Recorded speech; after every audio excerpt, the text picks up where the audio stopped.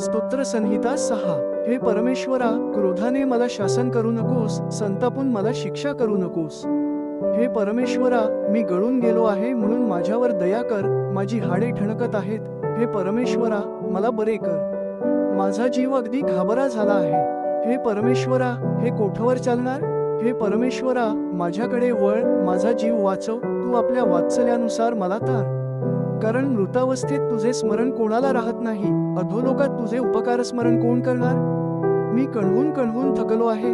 रोज रात्री मी आपले अंथरूण आसवांत पोहवतो, मी आपला पलंग अश्रूंनी विरघळवतो.